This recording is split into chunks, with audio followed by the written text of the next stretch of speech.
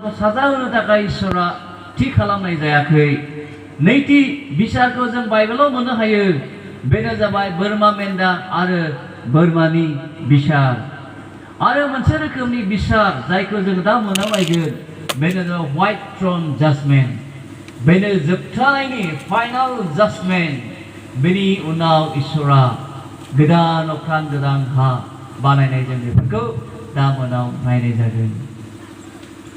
जोङो नायबोगासिनो दं फारि फारिहाय आरो आंनो खोन्थानाय जादों जेब्ला 7 बोसोर महाक्लेशा जोबगोन, जोबनायनि उनावहाय बेबायदि गेदेर मोनसे जाथाय जागोन। बे जाथायानो जाबाय आर्मेगेडन दावहा जागोन। गेदेर दावहायाव गोबांथारै मानसिफ्रा बुथारजोबजागोन। जों बेखौ नायबोनाय जाबाय। जेब्ला आर्मेगेडन दावहाया जोबखांनायनि उनावहाय 7 बोसोर महाक्लेशा जोबनाय लोगो लोगोनो जिसु ख्रिस्ट'आ सोरगो राज सिंहासननिफ्राय बे बुहुमावहाय जोंखौ, जों गोथार मानसिफोरखौहाय गावजों लोगोसे लानानै बे बुहुमाव फैगोन। जोङो गोथार शास्त्रफोरखौ फरायनानै जों लाग्रोनि। माथाइनि लिरनाय 24 अध्याय 30 आरो 31खौल' जोङो जिसुनि मुङाव फरायनि। माथाइनि लिरनाय 24 बालाब 30 आरो 31। Matthew chapter 24 verses 30 and 31। बे समाव मानसिनि फिसा हौवाया नख्राङाव नुजाफैगोन आरो मानसिनि फिसा हौवाखौ गेदेर बोलो आरो महिमाजों जोमैयाव फैनाय नुनानै बुहुमनि मानसिफ्रा गाबगोन। गोबारै बिगुर सुगोन आरो बुहुमनि खना फादब्रैयाव आर्तफोरखौ दोनहरगोन आरो बुहुमनि फारसे खनानिफ्राय गुबुन फारसे सिमा गोजौसिम थानाय इसोरजों सायख'जानाय गासै मानसिफोरखौ ज' खालामगोन। जोङो बे इसोरनि बायख'खौ बुजिनो थाखाय प्रार्थना खालामो। अनसुला इसोर जिउआ आफा, जोङो नोंखौ हामबाय होनदों बे समनि थाखाय। जोङो नोंनि फिसाफ्रा दिनै ज' जानानै नोंनि जोबनाय बोथोरनि बिसयफोरखौ जों सोलोंगासिनो दङ। इसोर आफा दिनैनि सानजौफुनि समावबो नोङो जोंनो मा आशीर्बाद लाबोनो इच्छा दङ। प्रभु, आं गावखौनो नोंनि आखायाव गथायदों। नों आंखौ नोंनि जिउजों दैदेनदो जाहाथे बेयाव जिरायनानै थानाय नोंनि फिसाफ्रा नोंनि रावखौ नोंनिफ्राय खोनानो मोनथों। बिथांमोननो मा अभाब जानानै दं आं मिथिया, नाथाय प्रभु आं नोंनियाव खावलायदों आफा, जायनो जेरैबायदि नोंनि आशीर्बादखौ नांगौ दिनै सानजौफुनि समाव नों बयनोबो राननानै होदो। बुंग्राया आं नङा आफा, बुंग्राया नोंसोर। नोंनो आंजों स्वयं थानानै खोथाखौ बुंदो जाहाथे जों बयबो नोंनि इच्छा बायदि नोंनि रावखौ खोनानो मोनो। हामबाय होनायजों जिसु ख्रिस्टनि नामाव बियो आमेन। जि सानैखौ जोङो फरायनानै नायबाय, बेजों जोङो मिथिनो मोनदों जे जिसु ख्रिस्ट'आ आगोथियाखैनो गाव जे जोमैनि रत्न 1000 बोसोर रायजो सासन खालामनो थाखाय बे बुहुमाव फैगोन बेखौ मिथिहोनानै गालांखादों। दहाय फुङावबो आरो मैयाबो आं बुंनाय जादोंमोन जे जिसु ख्रिस्ट'नि प्रथम फैनायाव जिसु ख्रिस्ट'आ सासे साधारन व्यक्ति बायदि मरियमनि गोरबोआव जिसुआ जन्म लादोंमोन बिनि प्रथम फैनायाव। नाथाय बियो जेब्ला सेकेन्ड कामिंनि थाखाय बे बुहुमाव फैगोन, नैथि खेबनि थाखाय जिसु ख्रिस्ट'आ बे बुहुमाव फैगोन, जिसु ख्रिस्ट'आ बियो राजा महरै सासे देरहासार किं हिसाबै बे बुहुमावहाय 1000 बोसोर रायजो सासन खालामनो फैगोन। बिनि फैनायाव, नैथि खेबनि थाखाय फैनायाव जिसुआ सासे साधारन व्यक्ति बायदि गवालि न'आव जन्म जानो, मरियमनि गोरबोआव जोनोम जानो बे फैबावनाय नंलिया। नाथाय बियो देरहासार इसोरखाय बियो राजा महरैसो बे समाव फैगोन। आङो मोनसे खोथाखौबो क्लियार खालामबाय थानाय जाखादों। गोबां समाव जोङो रेपचारजों आरो सेकेन्ड कामिं जों कनफिउज जायो। गोबां मानसिफ्रा बुजिनो मोना रेपचारा माखौ बुङो, सेकेन्ड कामिंआ माखौ बुङो। जोंलायनो जोङो सेकेन्ड कामिंखौ नेदों। आसलथे ख्रिस्टियानफ्रा जोङो सेकेन्ड कामिंआवहाय जिसु ख्रिस्ट'जों लोगोसे 1000 बोसोर रायजो सासन खालामनोसो जोङो फैगोन। 1000 बोसोर रायजो सासन खालामनोसो जोङो फैगोन। नाथाय ख्रिस्टियानफ्रा जोङो दिनै रेपचारखौ नेनानै दङ। जायखौ पला थिसलनिकेनि 4:8 स्राङै बुंनानै गालांदों थैनानै थांनायनि थाखाय नोंसोरो निराशा दाजा सिन्ता दाजा आन्थाय जेब्ला जिसु ख्रिस्ट जोमैनि रडनाव फैगोन जाय गोथार मानसिफोर थैनानै थांबाय बिसोरो हाखरनिफ्राय सिखांनानै जिसुखौ लोगो हमनो थांगोन बेनि उनाव दिनै जायफ्रा गोथाङै दङ दा जिसु ख्रिस्टआव फैयोब्ला जोङो महर सोलायनानै उरायखोलांगोन बेनि उनावनो बे बुहुमाव 7 बोसोर महाक्लेशा जागोन आरो 7 बोसोर महाक्लेशआव मा मा जाथाय जागोन बिनि एक्सप्लेनेशनखौ आं होजोबनाय जाखाबाय गोबां मानसिफ्रा गिनो हागौ जोंनियाव दिनै 666 एक्जिस्ट दङ गोबाङा साननो हागौ महाक्लेशा जाबाय गोबां समाव साननो हागौ नैबेबायदि खामानि मावनाया 666 जाबाय नामा जोङो समाव जोङो सानो बेबायदि नङा बाइबेला जोंनो प्रमाण होदों जिसु ख्रिस्टखौ फोथायनानै नाजानाय साफ्रोमबो मानसिफोरखौ इसोरा बेबायदि सैदावनायाव लांनाय नङा होननानै आङो नोंथांमोननो गले गले खोन्थाखाबाय आं बेखौ रिपिट खालामनाय नङा आरो बेबायदि सैनांनायाव सोर थांदोंनो जायफ्रा जिसु ख्रिस्टखौ फोथायनानै नाजावनाय नङा जायफ्रा रेपचाराव थांखांनो मोननाय नङा जायफ्रा गोथाङै थागोन बे मानसिफ्रासो 7 बोसोर महाक्लेशआव थांनांगोन गासैबो षड़यन्त्र गासैबो सैनांनाया नैबे महाक्लेशआवसो जागोन इंलिसाव बेखायनो दा ग्रेट ट्रिबुलेशन बुंदों ट्रिबुलेशनल' बुङाखै सैनांनायल' बुङाखै गेदेरथारै सैनांनाय बुंदों बेखायनो असमियावहाय महाक्लेश होनदों महा माने गेदेरथार सैनांनायबो जागोन आरो बे सैनांनाया बुहुम सोरजिनायनिफ्राय जाफेराखैनो आरो बिनि उनावबो जाबावनाय नङा थारमाने दिनैनि जोंनि जि सैनांनाय बियो जेबो नङा आथिखालनि जोंनि जि दावहा जानाय बे दावहाया जेबो नङा समाव आं सानो बुहुमनि दानि 3rd वर्ल्ड वार जानायनि नोजोराव थांगासिनो दङ जानो हागौ बे गग मागग वारफोर जाहैगोन नामा आर्मागेडन वाराव जाहैगोन नामा आं समाव बेखौ सानो मानोना दिनैनि गेदेर गेदेर निउक्लियार बमाफ्रा निश्चय बे समावसो फुथिहैगोन नामा किन्तु जोङो बेखौ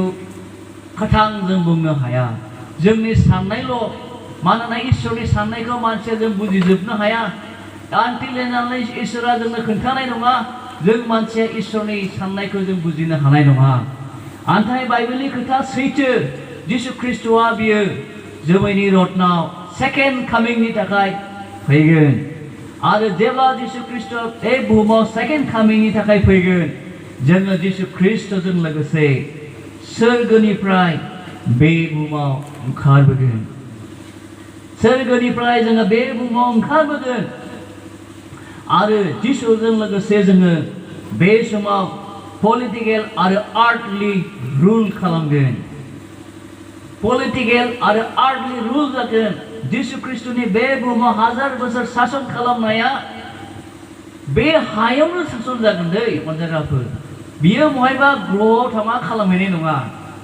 जिसु ख्रिस्टनि 1000 बोसोर रायजो सासन खालामनाया नैबे बुहुमावनो जोंनि बड'लेण्डआवबो जागोन बियो जोंनि गासैबो ओनसोलाव बे जागोन जिसु ख्रिस्टनि प्रेजेन्सआ बे बुहुमाव थागोन बेखौ जोङो फारि फारि नायलांनि दे 1000 बोसोर रायजो खालामनायावहाय शान्ति भाबै रायजो सासन खालामनांगौखाय जिसु ख्रिस्टआ गावनो स्वयं बे थागोनखाय प्रथम जिसुआ मा खालामगोननो जेसेबां बुहुमाव थानाय सैतानफोर नोंथांमोना सैतानखौ मिथिगौ ना एजेकेलाव दानियेलाव जि खोथाफोरखौ बुंनानै गालांनाय जादों जेसुआव जि खोथाखौ बुंनानै गालांनाय जादों बे सैतानफोरखौहाय लुसिफारनि फलोवार्सखौहाय जिसु ख्रिस्टआ बिसोरखौ बटमलेस पिटनाव बिसोरखौहाय दोननाय जागोन गोथौ हाखराव गारसन हरनानै बे सैतानखौहाय सिल महर बुनानै दोननाय जागोन बाइबेलाव बेबायदि लिरनाय दं नुजाहोजानायनि 20:3 बेबायदि लिरदों हारि माहारिखौ आन्दायहोबावनो हायै बादि आरफुआ बेखौ 1000 बोसोर जोबागौमानि गोथौ हाखराव गारसननानै फांथेनानै महर बुनानै दोनबाय बे सैताना जाहाथे पृथ्वीनि मानसिफोरखौ आरोबाव आन्दायहोनानै गुलाय गुजाय खालामनो हायै बादि बिसोरखौहाय गोथौ हाखराव गारसननानै महर बुथेनानै एबा फांथेनानै महर बुनानै दोननाय जागोन। दिनैलाय जोङो मानोथो नांलाय खमलाय जायो? दिनैलाय जों मानोथो बोराबलायो? दिनैलाय जों मानोथो एना एनि जायो? दिनैलाय मानो जों अशान्ति जायो? दिनैलाय मानो जोंनियाव सैनांनाय जायो? खारना बेनो जाबाय सैताना मोजांखौ नायनो हाया। जबनि जिबनखौ नोंथांमोना नाय। जबआ सासे धार्मिकता मानसिमोन, इसोरखौ गिग्रा मानसिमोन, गासैबो बिनियाव पारफेक्टलि जिउ खांदोंमोन। जेनिबो खम गैयामोन बिहा, इसोरखौ सिबिनायावबो खम नङामोन। सैताना बेखौ नुनानै इसोरखौ बुंदों, हे इसोर, नोंलाय बे जबनो गासैखौ होजोबबाय नालाय, थाखा फैसा धोन सम्पति, बेखायसो बियो नोंखौ खुलुमदों। आंनो एसे हगारना होलाय नोङो, आं नायनि बे मानसिखौ बियो नोंखौ फोथायोना फोथाया, नोंखौ फोलायोना फोलाया। गमामायै सैताना बेबायदि बिनायाव इसोरा जबनि आखायाव हगारदों। आरो इसोरा मोनसे खोथा बुंदोंमोन, बिनि जिबनखौ नों फोजोबनो मोननाय नङा। दानिया मा जाबाय? गमामायै जबआ बिनि साय सम्पतियाव आक्रमण खालामबाय। जबनि गथ' गथाय फरियालनि जिबनाव आक्रमण खालामबाय। जोबनायाव जबखौबो आक्रमण खालामबावबाय। गाराय जाहोजोबनानै सैनांबाय। अब्लाबो जबआ इसोरखौ फोलादों ने? बिनि असे बिहिया बुंबाय, नोंनि इसोरखौ नों फोलादो। बिनि असे लोगोफ्रा फैनानै बुंबाय, नोंनि इसोरखौ नों फोलादो। बे समाव जबआ इसोरखौ बुंदों, आङो लांथियायैनो फैदोंमोन, आङो लांथियायैनो थांगोन। इसोरानो आंनो होबाय, इसोरानो लांफिनबाय। बे इसोरनि मुङा बाख्नायजाथों। अनजाग्रा ख्रिस्ट' लोगोफोर, बे सैतानासो जोंनि जिबनाव, जोंनि न'खराव अशान्तिखौ लाबोयो, गोजोननाय गैयैखौ लाबोयो, जोंनि मण्डलियाव अशान्तिखौ लाबोयो, जोंनि समाजाव गोजोन गैयै लाबोयो। बे गासैबोनि मावनाया सैतानासो। जेब्ला इसोरा आदम आरो हवाखौ सृष्टि खालामनानै एडेन बागानाव दोनदोंमोन, गोजोनै जिउ खांदोंमोन, अशान्ति गैयामोन। नाथाय जेब्लासो आदम आरो हवाखौ सैताना पाप मावहोबाय, बे समनिफ्राय जोंनियाव गोजोन गैयै जाबाय। बेनि थाखायनो हाजार बोसोर रायजो सासन खालामनायाव जेबो खुरनीति जायै बायदि, मानसिफोरखौ आन्दायहोनो हायै बायदि सैतानखौनो सिगाङावहायनो गासैबो सैतानफोरखौ हमजोबनानै आक्रमण खालामजोबनानै हाखराव गारसोमनानै खोबथेनानै दोननानै महर बुनानै दोननाय जागोननो। बेनि उनावसो मा जानांगोन? बेनि उनाव ख्रिस्ट'आ इजराइल हारिफोरखौ ज' खालामगोन। जायखौ जों दहाय फरायबाय एक्ट्रिस फर्नावहाय। एक्ट्रिस फर्नाव जों दहाय फरायबाय माथाइनि 24नि 31आवहाय गोबारै बिगुर सुगोन आरो बुहुमनि खना फारब्रैयाव आर्तफोरखौ दोनहरगोन आरो बुहुमनि फारसे खनानिफ्राय गुबुन फारसेसिम गोजौसिम थानाय इसोरनि सायख'जानाय मानसिफोरखौ ज' खालामगोन। बाइबेलाव जों दहाय मियाबो नायदोंना, 1,44,000खौहाय 7 बोसोर महाक्लेशआव बासायजानो थाखाय महर बुनानै दोनखानाय बाइकखौ जों सोलोंगासिनो दङ।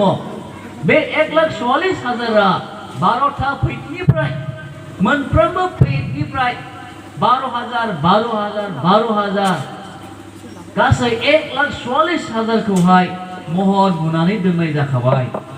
नैबे मानसिफ्रा जिखिया खस्थ'आनो जा मानो, जिखियानो जा मानो बिसोर बासायजागोन आरो बिनि अनगायैबो निश्चय गुबुन इजराइलारिफ्रा बासायजानोबो हागौ। जानो हागौ एफा एनै जों बायदि फर जाथियाबो बासायजानो हागौ। नाथाय दिनैनि अनुग्रहनि मुगायावनो, पबित्र आत्मानि मुगायावनो जोङो बासायजानो हायाब्ला, परित्रानखौ जों नागिरनो हायाब्ला, पापनिफ्राय गोसो फाफिनो हायाब्ला, बैबायदि आत्मानि प्रेजेन्सआ गैयैयाव, बेबायदि नासयनांनाय समाव साबसे मानसियालाय जोङो बासायजानो हागोन। जोंनि थाखाय बेयो सम्भब जानाय नङा अनजाग्राफोर। नाथाय दिनैनो दानो नोंथांनि थाखाय समा।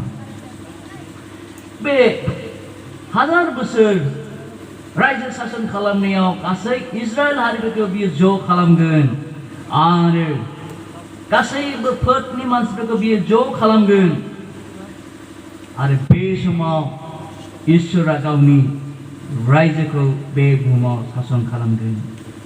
जाय समायखौ इसोरा दायुदजों लादोंमोन बे दायुदजों समायखानाय रादाय खानायखौ बे समाव इसोरा मावफुंगोन। हाजार बोसोर रायजो सासन खालामनायाव मोनथाम दलनि मानसिफ्रा नैबे हाजार बोसोर सासन खालामनायाव हाबगोन। दानि सोंनांगौ बाथ्रा बेसो नोंथां आरो आं जोंलाय बे हाजार बोसोर रायजो खालामनायावहाय बे दोलोआवलाय जों थांफानाय मोननाय ना मोना? मोनथाम रोखोमनि three groups of people मोनथाम रोखोमनि दलनि मानसिफ्रा हाजार बोसोरनि रायजो सासन खालामनायाव हाबफागोन। नाम्बार 1 ग्रुपआ जाबाय मण्डलिनि मानसिफोर, रेपचारनि समाव जायफोरखौ लांखानाय जाबाय बे मानसिफ्रा हाजार बोसोर रायजो सासन खालामनायाव जिसुजों लोगोसे सोरगोनिफ्राय फैगोन। आं रिपिट खालामबावनि रेपचारनि समावलाय सोर सोर मानसिफ्रा सोरगोआव उरायखोगोन? नाम्बार 1आ बेनो जाबाय जेसेबां मानसिफ्रा आदि मण्डलिनिफ्राय एक्स 2 आदि मण्डलिनिफ्राय दिनैसिम हमनानै लादो दिनै जिसुआ फैयोब्ला जेसेबां मानसिया प्रभु जिसु ख्रिस्टखौ फोथायनानै धार्मिकता जिउ खांनानै थैलांबाय बिसोरो हाखरनिफ्राय सिखांनानै उरायखोलांगोन। सागराव बियो थैनांदोंमोनब्लाबो सागरनिफ्राय बे सिखांगोन। अरजों बियो सावथार जादोंमोनब्लाबो अरनिफ्राय बे सिखांनानै सोरगोआव थांगोन। सागरानो बिनि हिसाबखौ होगोन, अरानो बिनि हिसाबखौ होगोन। गोथै हाखरफ्रा गावनि गोथै हाखरफोरखौ गावहोनानै सिखांहोनांगोन। बेनि उनाव जों गोथाङै थानानै महर सोलायनानै उरायलांनायफोर गासैबो जिसु ख्रिस्टजों मुकुट मोननाय मानसिफोर। आं सानो सोरगोआव इसोरा जों बयनोबो मुकुटखौ होगोन। मोनबा रोखोमनि मुकुट। आं सानो जों बयबो बे मुकुटखौ मोनगोन। जेसेबां मानसिफ्रानो जिसु ख्रिस्टनि बे बुहुमाव फैनायखौ फोथायनानै नाजावगोन, जेब्ला बुहुमाव 7 बोसोर महाक्लेशा जागोन बे समाव जोङो बे मुकुटखौ मोनगोन। आरो जेब्ला 7 बोसोर महाक्लेशा जोबो बे समाव जेब्ला जिसु ख्रिस्ट जोमैनि रुथनाव राजा महरै फैगोन बे समाव जोंबो जोंनि खर'आव मुकुटफोरखौ मोननानै जों बे बुहुमाव जिसुजों लोगोसे हाजार बोसोर रायजो सासन खालामनो थाखाय बे बुहुमाव फैगोन। मार्कनि लिरनाय 12:25 बेबायदि बुंदों, जेब्ला गोथैफ्रा थांखांफिनगोन अब्ला बिसोरो सोरगोआव आरफोर बायदि जागोन आरो हाबा खालामनाय नङा। जोङो बे समाव हाबा खालामनाय नङा, जोङो आरफोर बायदि जागोन होननानै बाइबेला जोंनो खोन्थादों। जि दिनाव जोङो जिसु ख्रिस्टजों लोगोसे जोमैनि रत्नाव सोरगोनिफ्राय बे बुहुमाव जों फैफिनगोन बे समाव जों आरफोर बायदि जागोननो। आरो बिनि एग्जाम्पल हिसाबै जों मिथियो जिसु ख्रिस्टनि जिबनखौ नोंसोरो नाय। जिसु ख्रिस्टआ जेब्ला थैनानै सिखांफिनदों बे समाव गावनि चेलाफोरजों बि नुजादों। गोबां हाजार हाजार मानसिजों नुजादों। बे मानसिफ्रा जिसु ख्रिस्टखौ गावनि महरजों नुदों आरो बिसोरो जिसु ख्रिस्ट होननानै सिनायदों। नंगौ दा ने? दस्रा महरै जिसु ख्रिस्ट सिखाङाखै दा। जिसु ख्रिस्टआ बुहुमाव थानाय समाव जि स्ट्राक्चारजों फैदोंमोन बे महरैनो जिसु ख्रिस्ट हाखरनिफ्राय सिखांदों। बेजों प्रमान होदों जे जोंबो सानसे सिखांफिनगोन, जोंबो सानसे सिखांगोन आरो जोङो बे ग्ल'रिफाइड बडिखौ लानानै जोङो सोरगोनि आरफोर बायदि जानानै जोङो बे बुहुमाव फैगोन। बे जाबाय मोनसे केटेगरिनि मानसि। नैबे केटेगरियाव नोंथां आरो आं जों गोग्लैगोन। दै नोंथां आरो आं जों गोग्लैगोन। दिनै जायफ्रा प्रभु जिसु ख्रिस्टखौ फोथायनानै नाजावबाय जों नैबे नाम्बार 1 केटेगरियाव जों गोग्लैगोन। नैथि केटेगरि सोरबायदिया मानसिया हाबगोन जों रायज्लायगासिनो दंथ'। नैथि केटेगरिया बेनो जाबाय believers, both Jews and Gentiles, who died before the day of Pentecost. Jews आरो जेन्टाइलफोर जेसेबां मानसिफोर मण्डली स्थापन जानायनि सिगां आदिनिफ्राय लानानै थैदोंमोन, बिश्वासाव गोगोम जानानै थैलांदोंमोन, बे मानसिफ्रा सिखांगोन। जेसेबां मानसिफ्रा आदिनिफ्राय लानानै मण्डली स्थापन जानाय एक्स 2 सिम नि गेजेराव थैदोंमोन बिसोरो आर्मेगेडन दावहाया जोबनायनि उनाव सेकेन्ड कामिंनि समाव बिसोरो हाखरनिफ्राय सिखांगोन जोङो इजिकेल बावबादिनि खोथाखौ फरायनि दे मोनसे इजिकेलनि लिरनाय 37नि 12निफ्राय 14 इजिकेल chapter 37 verses 12 to 14 जों फरायनि बेनिखायनो बिसोरनो रायथिदो फोरबो इसोरा बेबायदि होनदों अ आंनि मानसिफोर नाय आङो नोंसोरनि मोखांफोरखौ खेवगोन आरो नोंसोर नोंसोरनि मेगनफोरनिफ्राय सिखांगोन आरो आङो नोंसोरखौ इस्राएल हादराव लाबोफिनगोन अ आंनि रायतफोर आङो जेब्ला नोंसोरखौ नोंसोरनि मेगनफोरखौ खेवनानै नोंसोरखौ नोंसोरनि मांखरफोरनिफ्राय सिखांहोगोन अब्ला नोंसोरो मिथिगोन फोरबोआ आंनोखा आरो आङो नोंसोरनियाव आंनि जिउखौ दोनगोन आरो नोंसोरो थांखांगोन अब्ला नोंसोरो मिथिगोन आं फोरबोआ बिखौ होनबाय होननानै आरो आङो बिखौ मावफुंगोन बेनो फोरबोनि होननाय फोरबोआ जिखौ एजेकेल भावबादिनि गेजेरजों बुंदों बे बुंनाय रादाबा जेब्ला जिसु ख्रीष्टआ जोमैनि रत्नाव फैगोन for the first time आदैनिफ्राय लानानै जेसेबांनाखि मानसिफोर थैनानै थांदों बे मानसिफ्रा बे समावसो सिखांगोन नाथाय जोंनि प्रथम मण्डली स्थापन जानायनिफ्राय लानानै दिनैसिम जेसेबां मानसिफ्रा थैनानै थांदों बिसोर रेपचारनि समाव सिखांगोन नाथाय आदिनिफ्राय लानानै मण्डली स्थापन जानायसिमाव जेसेबां मानसि थैदोंमोन बिसोर जोंजों समान सिखांनाय नङा जोंनि उनावसो बिसोर सिखांगोन बे मानसिफ्रा 1000 बोसोर रायजो शासन खालामनो थाखाय रायजो शासन खालामनो हाबनो थाखाय बिसोर सिखांगोन हमनानै लादो Abraham Sarah Moses Miriam Joshua Ruth Samuel David Esther Daniel मोनबायदि गोबां मानसिफोर बिसोरो बे समावसो सिखांगोन बे मानसिफ्रा जोंजों लोगोसे रेपचारनि समाव सिखांनाय नङा नाथाय बिसोरो महाक्लेशनि उनाव 1000 बोसोर बे रायजो खुंनाय समाव बिसोरबो रुपान्तरिक मडि लानानै गुस्लायनाय देहाखौ लानानै हाखरनिफ्राय सिखांनानै बिसोरो 1000 बोसोर रायजो शासन खालामनो सिखांगोन बे जाबाय नैथि दल दे फार्स्ट दला जाबाय अनुग्रहनि मुगाखौ इसोरा एकदमबारे प्रिभिलेज होदों दै आरो जों अनुग्रहनि मुगाखौ स्पेशल माबायदि मुकुट होनानै होगोन आरो जोङो जिसुजों लोगोसे मुकुटखौ गाननानै जों फैनो मोनगोन आं सानदों जोङो परजातिब्लाबो जों बिराद खाफाल गोनां बे अनुग्रहनि मुगायाव जों थांनानै थानो मोननाया जों भाग्यवान नाथाय बे अनुग्रहनि मुगायाव जोङो सोरबा जिसुखौ फोथायनानै नाजावाखैब्ला पाप मावनानै थायोब्ला गोसो सोलायाखैब्ला गोसो फाफिनाखैब्ला अनजाग्राफोर जों लाजिनांगोन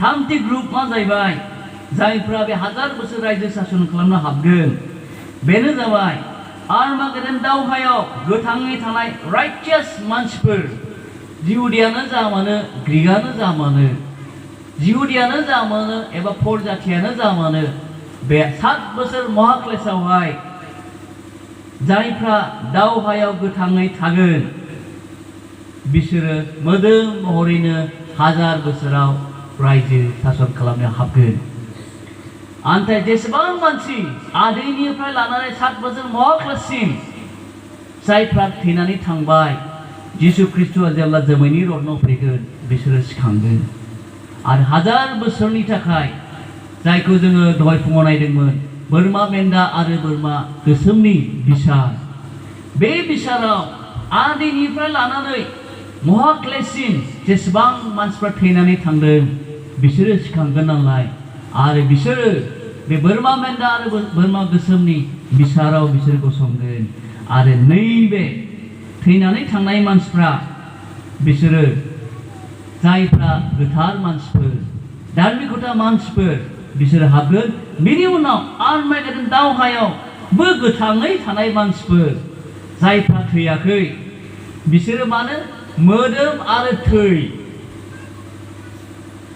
जायफ्रा थैयाखै माने जायफ्रा प्रभु जिसु ख्रीष्टखौ फोथायनानै थैयाखै गोथार मानसिफोर हलि पिपल होनदों नैबे गोथार मानसिफ्रा जानो हागौ 1,44,000नि गेजेराव गोबाङानो मोदोम महरै बे इजराइल हारिफ्रा बे जिहुदिफ्रा 1000 बोसोर सासन खालामनायाव जोंबायदि मोदोम महरै बिसोरो थागोन डिफारेन्सआ मोननै दं बहाय बे 1000 बोसोर रायजो खालामनायाव मोननै रोखोमनि मानसिफ्रा थागोन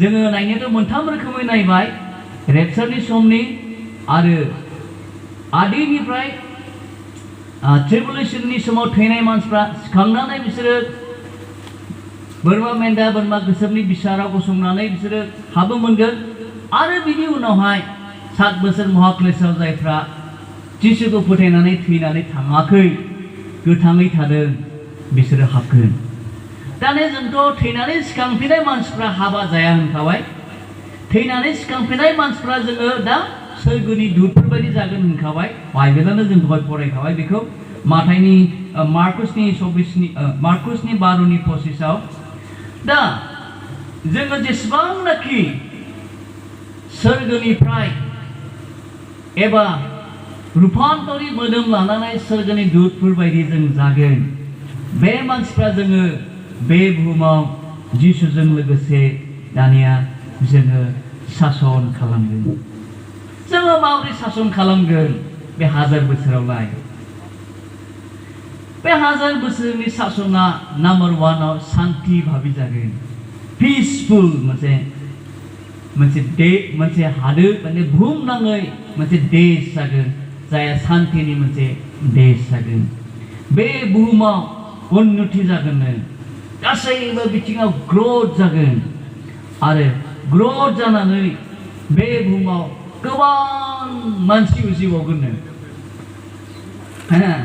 जोङो साननो नाङा दै 1000 बोसोराव मानसि उजिनाय नङा 1000 बोसोराव जि मानसिफ्रा 7 बोसोर महाक्लेशआव जिसु ख्रीष्टखौ फोथायनानै थैयाखै बे मानसिफ्रा मा जागोननो 1000 बोसोर फिसानि फिसा एरगोननो ओरैबायदि एरगोन जाहैबाय बियो बाला हामाफोर बायदि बुहुमाव एरगोननो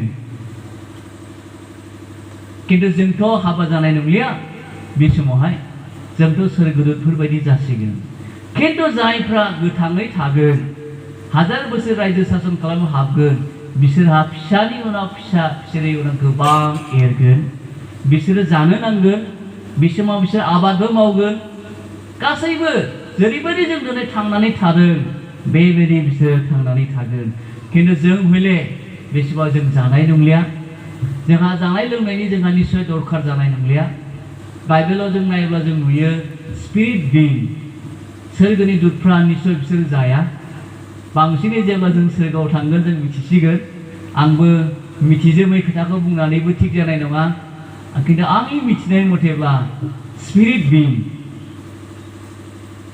बे जिउफ्रा बिथांमोननि थाखाय जानांगौनि निश्चय दरखार जानाय नङा बेखायनो जोङो बुंदों सोरगो रायजोआव गांनाय गैया उखैनाय गैया बेबायदि जागोन थारमाने जोङो सोरगो रायजोआव जोंनि बे जि ग्ल'रिफाइड बडि रूपान्तरित मोदोम बे जिउआ जानांगौनि दरखारानो जानाय नङा जोंनोहाय जेब्लायबो जोंहा आनन्दल' जागोन गोजोननायल' जागोन बेवहाय जोंहा दाहानि जेबो प्रश्नआनो फैनाय नङा बेनि उनाव मा जागोन बिनि सोरजिनायफ्रा बोर गोनां जागोननो गासैबो बोर गोनां जागोन जि समाव इसोरा एडेन बागानखौ सोरजिनायाव बोर गोनां खालामदोंमोन नै बेबायदिनो जोंनि पृथिबिया जाफिनगोन जिब जुनारफ्रा मानसिनि बिसारो जानाय नङा बे समाव जेरैबायदि आदम आरो हवानि समाव सिंहफ्रा मानसिजों बिसारो नङामोन जिबौफ्रा मानसिनि बिसारो नङामोन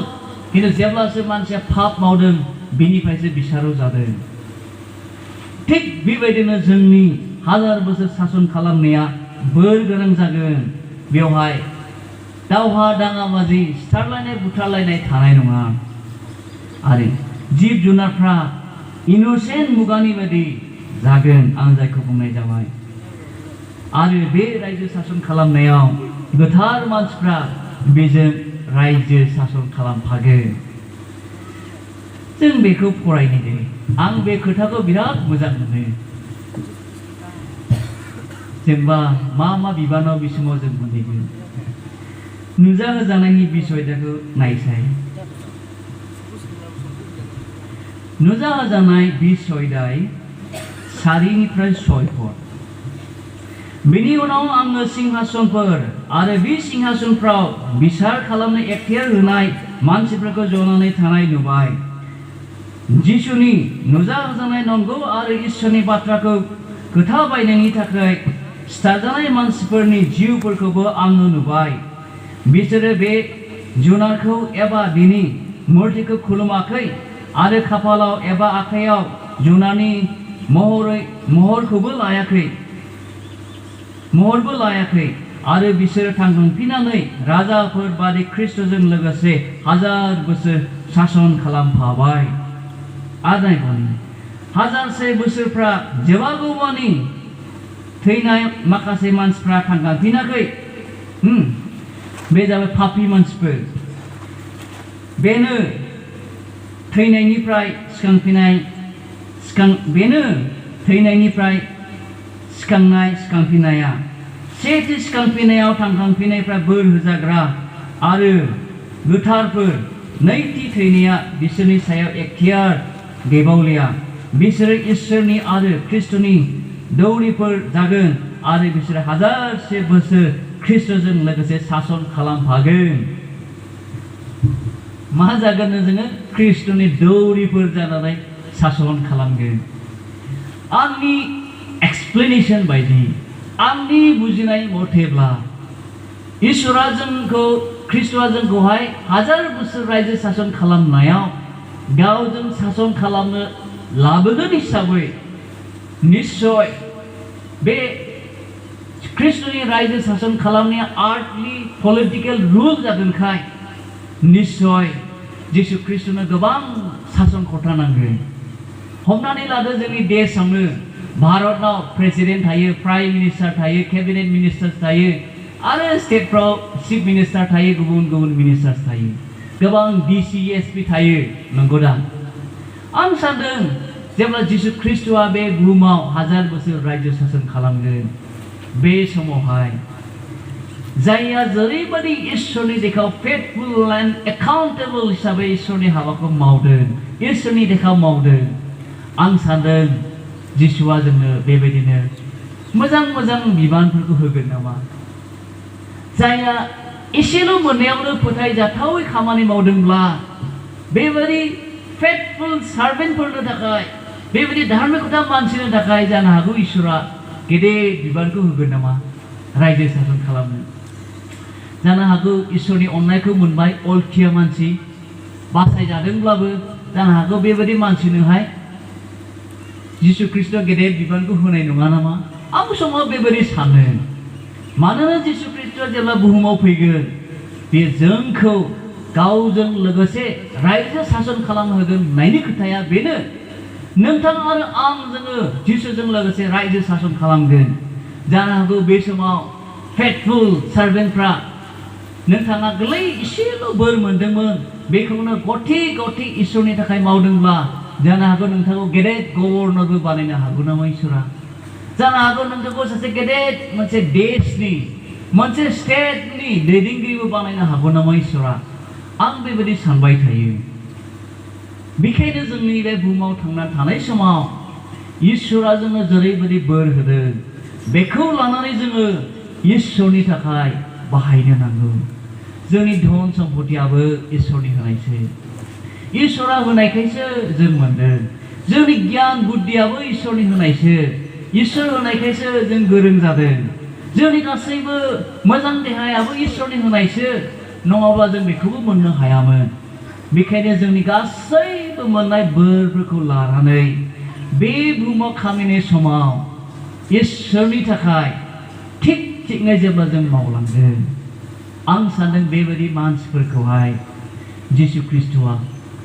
सानसे समाव जेब्ला 1000 बोसोर रायजो शासन खालामो बे बुहुमाव फैगोन बे समाव जोंनो आं सानदों गमामायै इसोरा गेदेर बिबानखौ जोंनो होगोन आरो बेबायदि इसोरनि गेदेर अननायखौ मोननाय व्यक्तिफोर जानायखाय आं सानदों जोङो बेसे रंजानायनि बाथ्रा जागोन बेसे रंजानायनि बाथ्रा जागोन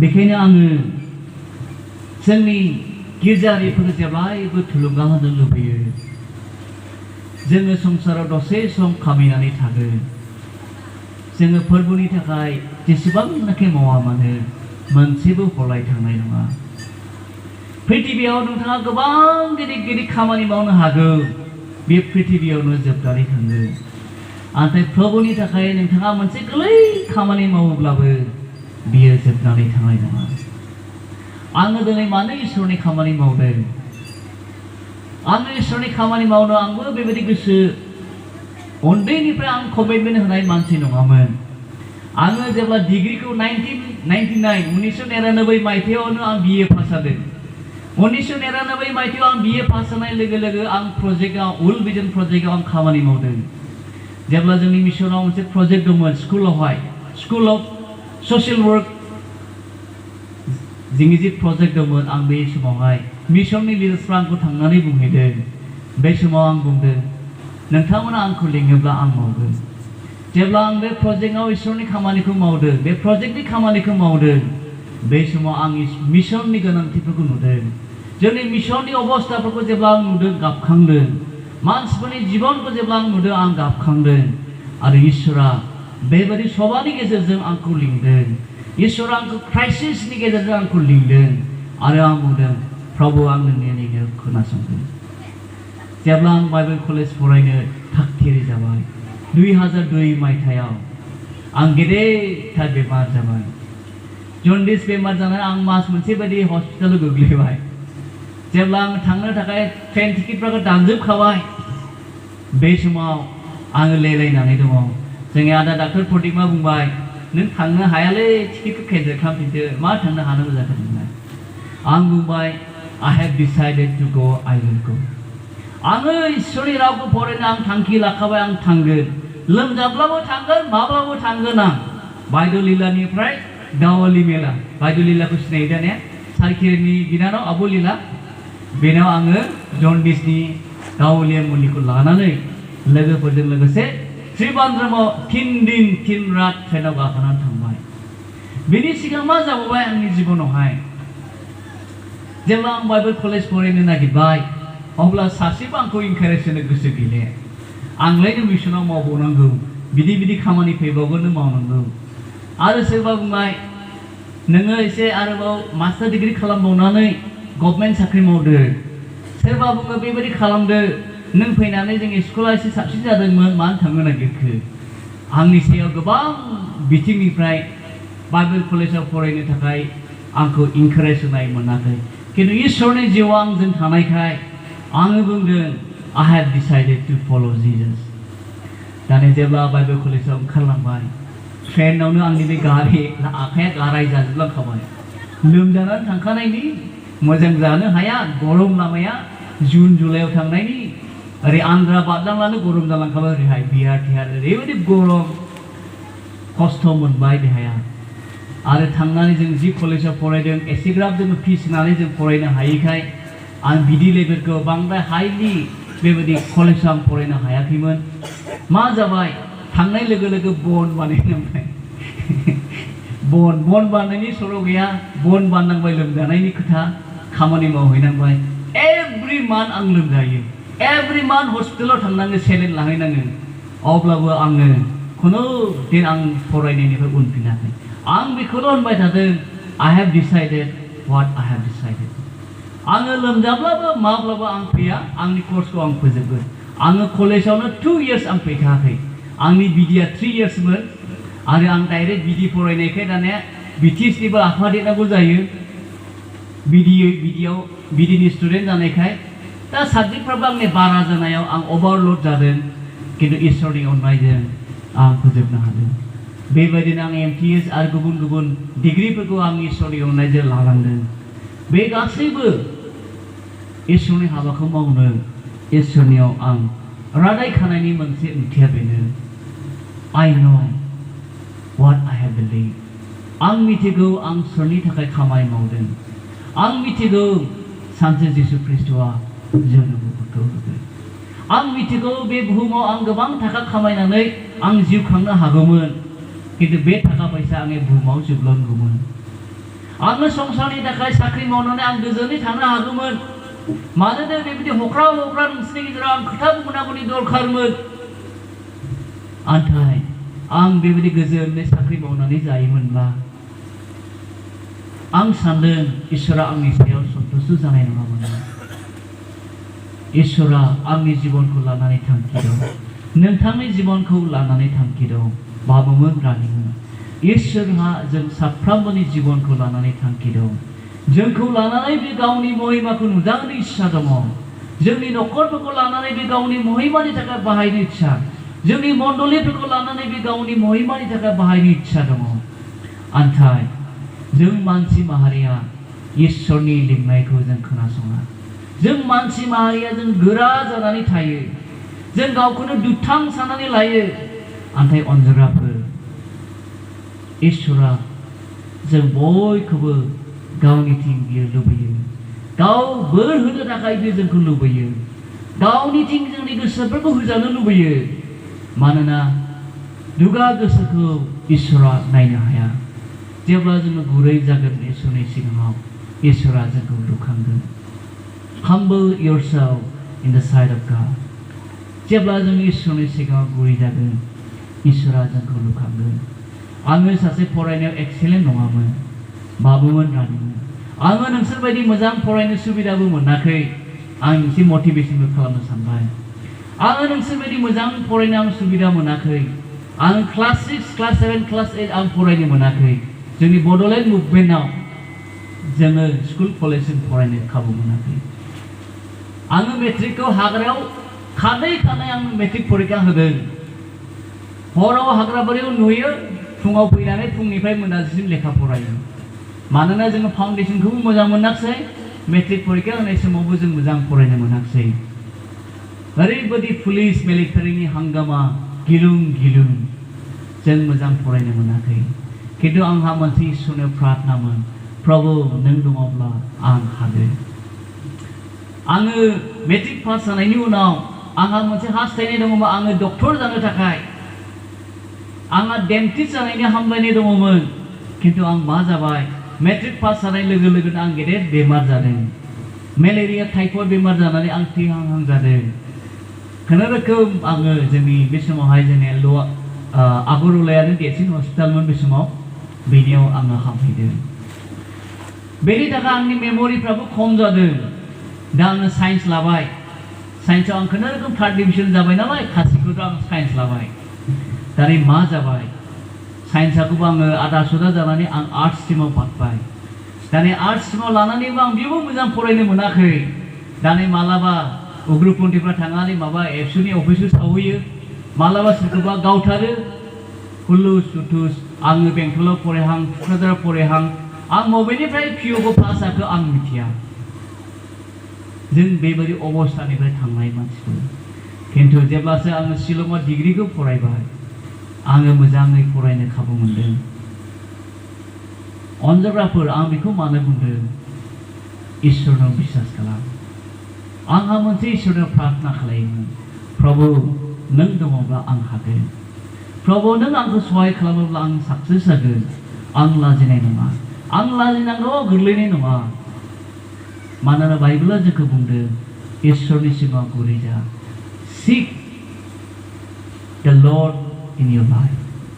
इसोरखौ नोंनि जिबनाव नागिर आरो बेखौ सिगाङाव दोननानै आवगाय जेब्ला जोङो गियानाव थोयै जायो इसोरा जोंखौ बुंदों नोंसोरो आंनियाव प्रार्थना खालाम आङो नोंसोरखौ बोर होगोन मानोना गियानाबो सोरगोनिफ्रायसो फैयो धोन सम्पतियाबो सोरगोनिफ्रायसो फैयो गासै मान सन्मानाबो सोरगोनिफ्रायसो फैयो आं बेबायदि मिशनाव गेदेरसिन पजिशनाव थानो आं प्रार्थना खालायाखैमोन आंनि प्रार्थनाया मिशनारि जानायनिमोन आं जेब्ला बाइबेल कलेजाव प्रथम बिदि फरायदों आङो मिशनारि जाना आं प्रार्थना खालामदोंमोन इभेन्जेलिस्ट जाना आं प्रार्थना खालामदोंमोन खिन्थु इसोरा आंखौ मिथिगौखाय आंखौ माब्लाबाबो इसोरा इभेन्जेलिस्टनि खामानिखौ मावनो होआखै आं जेब्ला एमटिएस खालामबाय जेब्ला आं एमसिएम फरायबावबाय बे गासैबो केरियारा आंनि एडमिनिस्ट्रेशन मिशन खामानिखौ मावनायाव इसोरा आंखौ लिंदेनलांदों खिन्थु आं सासे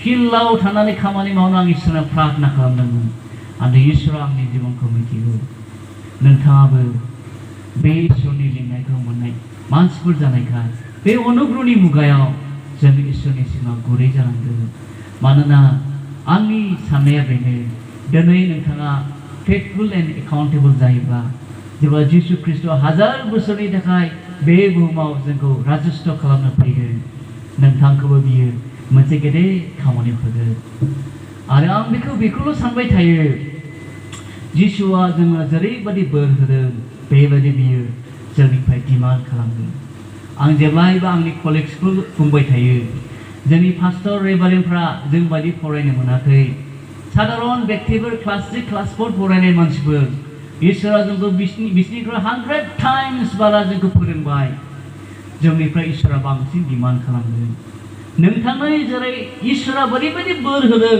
बेबायदिनो नोंनिफ्राय इसोरा डिमान्ड खालामगोन नोंथाङा बेखौ मावाब्ला नोंथांखौ इसोरा अलथिया लेंगोन साथाम मानसिफोरनो गागुरिखौ राननानै होनाय जादोंमोन 5 गागुरि 2 गागुरि 1 गागुरि बे गागुरि मोननाय मानसिफोरनिफ्राय बिगोमाया इकुवेलि डिमान्ड खालामदोंमोन 5 गागुरि मोननाय मानसिया 5 गागुरि जेब्ला खामायनानै फैदों उत्तम लें होननानै बुंदों 2 गागुरि मोननाय मानसिया जेब्ला 2 गागुरि खालामनानै फैदों खामायनानै लाबोदों बिगोमा बेखौबो बुंदों उत्तम लें 27 लें आन्थाय 1 गागुरि मोननाय मानसिया बियो दुगायो जिसुनि खाथियाव फैनानै बुंदों अ जिसु बिगोमानि खाथियाव फैनानै बुंदों अ बिगोमा नोङो हालिवै जायगायावबो आबाद दिहुननो हायो नोङो सासे गोरा गोसोनि मानसि नोङो बेबायदि होननानै बुंगोन होननानै आं नोंनिफ्राय मोननाय 1 गागुरिखौ हा सिङाव फबनानै दोनदों गुरु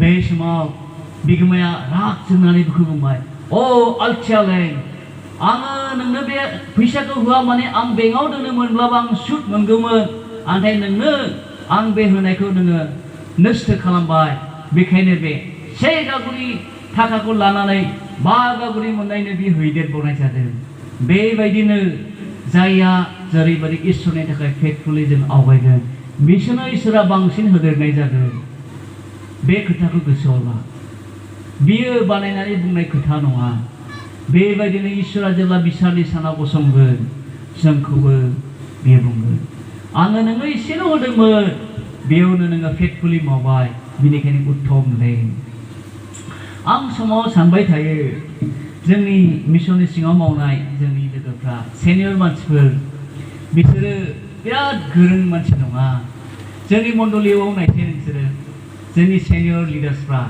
हमनानै लादो जोंनि डिकन बेसाफोर बिसोरबायदि बैसोनि गोबां मानसिफोर दङ बिसोर क्वालिफाइड मानसिबो नङा अब्लाबो गोबां इसोरनि खामानिखौ मावदों गमामायै जेब्ला जोंनि एसेल' मोननायखौनो जोङो मोजाङै जों इमप्लिमेन्ट खालामोब्ला आं सानदों इसोरा जोंखौ मोनसे समाव जेब्ला सानसे समाव बियो जोंखौ लांनो फैगोन गमामायै जोङो गेदेरथारै मुकुटखौ मोनगोन आरो जोङो बे 1000 बोसोर रायजो सासन खालामनायाव गमामायै जिसु ख्रीष्टआ जोंनो गेदेर बिबानखौ होगोन बेनि थाखायनो फै जोङो बयबो जिसु ख्रीष्टनि रावखौ खोनानानै जोङो बाहायग्रा जादोंनि आंनि लुबैनाया बेनो आं बेखौनो इसोरनो सोंबाय थादोंमोन आं नोंथांनि लिडार्सफोरनावबो सोंदों नोंथांमोनालाय मानोथो बे प्रग्रामखौ खालामदों मानोना आङो सासे बेस्थ मानसि आङो बेस्थ'खौ नोंसोरो मानोथो लिंहरदों आंनि साननाया बेनोमोन गासैबो खामानिफोरखौ दोनथ'नानै आंखौ मानोथो बेयाव फैनो थाखाय प्रभु नोङो आंखौ लाबोखो आंनि साननाया बेनो आरो आं आसा खालामदों नोंथांमोननि गेजेराव आंखौ लाबोनायनि उद्देश्यआ जाहाथे नोंथांमोना बे खोथाखौ मिथिनानै मावग्रा जायो आरो जोंनि बे मण्डलिनि गेजेरजों गोबां जोंनि खाथि खालानि मण्डलिफ्रा आशीर्बाद मोनो आदम आरो हवानि उनाव अब्राहामखौ इसोरा सायख'दों।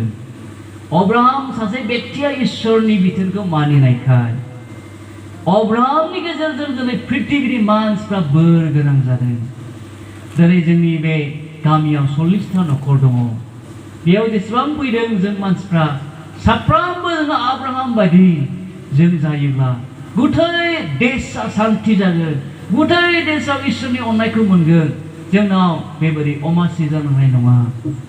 बेखायनो फै जोङो साफा साफा सान्तिनि फुंखा जादोंनि, बोरनि फुंखा जादोंनि, इसोर गिग्रा जादोंनि, धार्मिकता जिउ खांदोंनि, जाहाथे जोङो बे जोबथा मुगायाव गिलु बालु मुगायाव जों जाहाथे साफा साफा मोजां ख्रिस्टियानफोर जानानै जिसु ख्रिस्ट'नि फैफिननायखौ नेनानै थादोंनि, जोंनि गाज्रि आदर्शफोरखौ बावगारनानै, गाज्रि जानाय लोंनाय सल'फोरखौ बावगारनानै, गाज्रि खामानिफोरखौ बावगारनानै जिसुखौ सिगाङाव दोननानै जों आवगायदोंनि। मानोना बाइबेला बुंदों Seek ye first the kingdom of God. नोंसोरो सिगां इसोरनि रायजोखौ नागिरग्रो, बिनि धार्मिकताखौ नागिर, अब्ला नोंसोरनो गासैखौबो होदेरनाय जागोन। जोंनि न'खरखौ गोबाङानो बेयाव मिथिगौ अनजनाफोर। आं सानो, आं बुंबाय थायो, जोंनि न'खर बायदि दुखिया बेयाव रावबो न'खर गैया जानो हागौ। जोंनि न'खरजों कम्पेयार खालामनो हानाय दुखिया बेयाव रावबो गैया जानो हागौ। आं जोंनि खाथिनि मानसिफोरखौबो नुहुरदों, मिथिगोन नोंसोरो। आंनि आफाया सासे मावरियामोन। आफाहा बिसोरो गोबां सम्पति दंमोन। जेब्ला आफाया 7 बोसोर बैसोनि मानसिमोन, आफाया थैनानै थांबाय, बोसोरनै जाबाय। आं बिनि खोथाखौनो आं रिफारेन्स लाबोनो सानदों, खारना बेनो आं नोंसोरखौ थुलुंगा होनो लुबैदों। आंनि आफाया जेब्ला 7 बोसोर बैसो जादों, बे समाव आबैबो आबौबो मास मोनसेयावनो सानैबो थैजोबदों। बे समावथ' जोंनिया हल बालाथाराव दायना रायनाय मानाय बिदि दंमोन। गासैबो जिसुखौ मोननै मानसिफ्रानो बुंफबनानै दंमोन। बे समाव दायना दायनिजों आंनि आइ आफाया, आबै आबौआ मास मोनसेयावनो उदै देरनानै थैजोबदोंमोन। थैबानालाय दानि आफाया मावरिया जाबाय। मावरिया जाबाय नालाय बिसोर बिदा फंबाय सानैल'। दाने गुबुन मानसिफ्रा बिसोरखौहाय खांनो थाखाय न'खरनि मानसिफ्रा फैबाय। दा बे मानसिफ्राबो बोरैबा साय सम्पतिखौ नस्थ' खालामजोब्बायनो। दा जि जोङो न' लुनानै दोनदों बे आबौनिफ्राय मोननाय हा बियो गोदोनि गासैबो जोब्बाय। दानिया मा जाबाय, आफाया 8 बोसोरसो बैसोनिफ्रायनो मानसिफोरनि न'आव लेंबैनांबाय। बेथन गैया, दाहार सुख'नो थाखाय मानसिफोरनि न'आव लावखार लेंबैनांबाय। लावखारनि उनाव दाहोना थाबाय। दाहोना थानानै बेबायदिनो मानसिफोरनाव सोलाय थानानै बियो मोनसे समाव हाबा जाबाय। आरो बिनि उनाव आंनि आइ आफाया बिसोर इसोरखौ गिनो सोलोंबाय। जेब्ला आफाया प्रथमबार दशमांश गिर्जायाव लांदोंनो, मानसिफ्रा आसरित मोनदोंनो, मानिथो फैसा जाखो बारा बेलाय, आमुखाया मानोथो एफाबां फैसा होखो गिर्जायावलाय, मोसौ बेदर बा माबा बेदर बायना जादोंनि नामा जालायदोंनो। खिन्थु आंनि आइ आफाया प्रथमनिफ्राय बिसोर इसोरखौ गिनानै आवगायनायाव, आंनि आइयाबो लेखा रोङा, आफायाबो लेखा रोङा। आइया जोंनि गोदो माइ गायोमोन। बे समाव मा खालामोमोन जोङो, 1 2 3 4 5 6 7 8 9 थिं जेब्ला जाबाय, थिंसे आलदा थानांगौ। जों जेब्ला देरबाय जों बुंबाय, मानो बिदि खालामलायनांगौ, 100 थिंनि उनावहाय जोङो 100 थिं माबानिफ्राय 10 थिंआखौ होलांथ' जाबायना। खिन्थु बिसोर बिदि नङा। दा जेब्ला इसोरनो बिसोरो प्रथमनिफ्रायनो इसोरनो दान होनायखौ खम खालामबोआखै। गय बागान दं जोंने, गयनिफ्राय मोननायखौ जों दशमभाग होयो। जिखिया मोननायनिफ्राय इसोरनो होदों, इसोरा जोंखौ दिनै लानजाय खालामाखै। आइ आफाया इसोरखौ गिनो सोलोंदों। बेजों जोङो दिनै जोंनि न'खरा इसोरखौ मोननो हादों। जोंनि न'खरा दुखियाब्लाबो जों बिदा फंबाय साबा जों इसोर लेखा फरायनो मोनदों। बिब' सानै दङ आंहा, जों बयबो लेखा फरायनो मोनजोबदों। आंनि आफाया बेबायदि बुङोमोन, आं लेखा फरायनो मोनाखै, आंनि गथ'फ्रा लेखा गोरों जानांगौ। खस्थ'जों बिसोरो सैनानै भुगिनानै फुंनिफ्राय सानसे खुथाब मावनानै बिसोरो जोंखौ लेखा फोरोंदों। आरो जों इसोरनि आशीर्वादजों दिनै बे अबस्थायाव फैदों। बेखायनो अनजाग्रा ख्रिस्ट' लोगोफोर, इसोर मावनो हायै जेबो गैया। इसोरा गावनि फिसाफोरखौ बियो लानजाय खालामनो गोसो गैया। जोंखौ बियो लानजाय खालामनो गोसो गैया। उनाव दोननो बे गोसो गैया। बेखायनो बे जिसुखौ नोंसोर फोथायनानै इसोरनि इच्छा बादि माव, अब्ला इसोरनि बोरा जोंनि न'खराव सफैगोन। गोबां समाव जों इसोरनि बोरखौ मोननो जायगाखौ थाम-थिम खालामा। जों इसोरनि बोरखौ मोननो जायगा थाम-थिम खालामनो नांगौ। इसोरनि बोरा खालि थाखा फैसाल' नङा दे अनजाग्राफोर। इसोरनि बोरा जोंनि गथ' गथायनायाव थाङो। इसोरनि बोरा जोंनि बिजनेसाव थायो। इसोरनि बोरा जोंनि देहायाव थायो। जोङो मोजां देहा मोनाब्ला जोङो इसोरखौबो खुलुमनो हानाय नङा, मावनो दांनो जों हानाय नङा। आरो बिनि उपराव जों जेब्ला थिग सोलिलाङो, इसोरा जोंखौ लुखांगोन। जोङो अलथिया जानोबो नाङा। जों बर' ख्रिस्टियानफ्रा जों अलथिया जानो नाङा। जोङो फोथायनायावबो उन्नत जानांगौ, मावनाय दांनायावबो उन्नत जानांगौ, फरायनायावबो जों उन्नत जानांगौ, दामनाय देनाय मेथाइ खननाय गासैयावबो जों उन्नत जानांगौ अनजाग्राफोर। जोङो दखान बाजारे थाबाय थानानैबो जेबो मुल्य गैया। गथ'फ्रा आलां-बा जानानै थानायनि बे मुगाया सम नङा। बेनि थाखायनो बे जोबथा मुगायाव जों हलिस्टिक वे गासैबो बिथिङाव जोङो नोजोर होनानै आवगायनो नांगोन। बिमा-बिफाफ्राबो गोबां समाव जोङो दाउ बिमाफोर बायदि जों जानो रोङा। बिफाफ्राबो जों समाव जानो रोङा। जोङो दाउ बिमाफोर बायदि गावनि दाउ फिसाखौ खांनायफोर बायदि जोंनि फिसाफोरखौ जों खांनांगोन। मबे समाव जोंनि गथ'फ्रा मबे लाइनथिं थांगोन जों नोजोर होनानै प्रार्थनाजों जों बे गथ'फोरखौ इसोरनि गियानजों लुखांनांगोन, जाहाथे जोंनि गथ' गथायफ्रा आदर्शबान गथ' जायो, गोरों गोरा जायो, हादोरखौ अनग्रा जायो, देशनि थाखाय सिन्था खालामग्रा जायो, मोजां मानसिफोर जोंनि न'खरफोरनिफ्राय उजियो। बे गासैबो इसोरनि बोरजों जागोन। आरो बे जोबथा मुगायाव जों बेबायदि जिउ खाङाब्ला लामा ससेयावनो नोंथाङा गोग्लैनो हासिगौ। मानोना बेनिफ्राय दखानाव थाङोब्लानो जों गुबुन गुबुन दृश्यनि मानसिफोरखौ लोगो मोनो। बेबायदि मानसिफोरजों जेब्ला जों थानानै जिउ खांनो गोनां जायो, समाव जोङो ख्रिस्टियान हिसाबै जों जिउ खांनो गोब्राब जायो। बेखायनो जोंनो इसोरखौ नांगौ। जोंनो इसोरखौ नांगौ। जोंनि बेबसायाव, जोंनि पलिटिकेल केरियाराव, जोंनि गासैबो खामानि मावनायाव, जोंनि फरायनायाव जिसुखौ नांगौ।